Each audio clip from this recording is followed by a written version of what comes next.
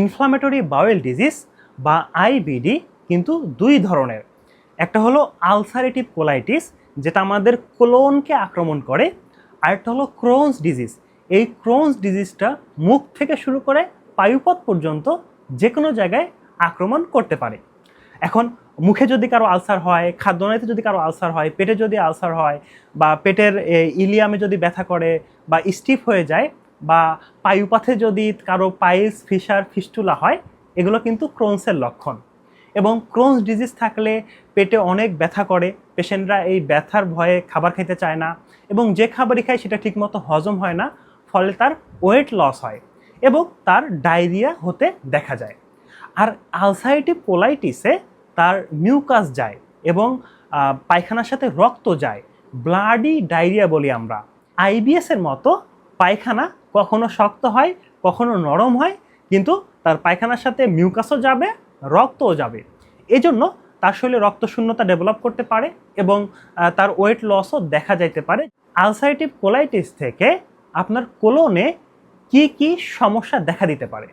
আসলে শুরুর দিকে তো আলসারেটিভ কোলাইটিসে রক্ত ডায়রিয়া হচ্ছে বা মিউকাস যাচ্ছে, কিন্তু এটা আস্তে আস্তে আরও খারাপের দিকে নিয়ে যায়। শুরুর দিকে কি হয়, আপনার কোলনে প্রদাহ হয়, ইনফ্লামেশন হয়, তখন হচ্ছে মিউকাস যায় বা রক্ত যায়। কিন্তু এই প্রদাহটা দীর্ঘদিন থাকার পরে সেখানে ডিসপ্লেসিয়া হয়, সেখানকার সেলগুলো পরিবর্তিত হয়ে যায়।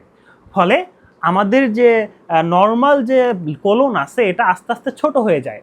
আর কোলন যখন ছোট হতে যায় তখন সে পলিপ তৈরি করে, আর এই পলিপ থেকে একটা সময় গিয়ে কোলন ক্যান্সারে রূপান্তরিত হতে পারে।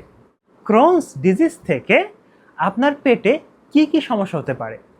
ক্রোনস ডিজিজটা আমাদের ইলিয়াম, জেজুনাম মানে যে স্মল গার্ট আছে এখানে আক্রমণ করে।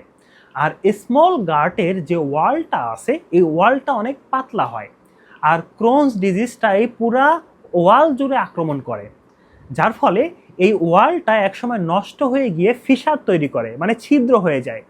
সেই ছিদ্র থেকে ফিস্টুলা তৈরি করতে পারে। তার মানে আপনার শরীরে যে পায়খানা আছে সেটা মূত্রথলি দিয়ে, পেশাব দিয়ে বেরোইতে পারে, সেটা ভেজাইনা দিয়ে বেরোইতে পারে, ইউরেথ্রা দিয়ে, বা পাছার আরেক সাইড দিয়ে নতুন করে ছিদ্র করে বের হইতে পারে। এটাকে আমরা ফিস্টুলা বলি। অথবা আপনার পেটের ভিতরে এই ক্রোনসের কারণে যদি আপনার খাদ্যনালী ফুটা হয়ে যায় তখন সেখানে পুষ জমতে পারে, বা সেখানে একটা অ্যাবসেস সে কিন্তু তৈরি করে দিতে পারে। এবং এই যে পুরা ক্ষুদ্রান্তের নালীটাকে সে ধ্বংস করতেছে, যার ফলে কিন্তু তার ইন্টেস্টাইনাল অবস্ট্রাকশন দেখা দিবে। ইন্টেস্টাইনাল অবস্ট্রাকশন দেখা দিলে তার পায়খানা হবে না, তার আস্তে আস্তে পায়খানাটা উপরের দিকে চলে আসবে, সবসময় বমি হবে এবং পেটে ব্যথা, পেটে ফুলে যাওয়া এগুলো তো থাকবেই।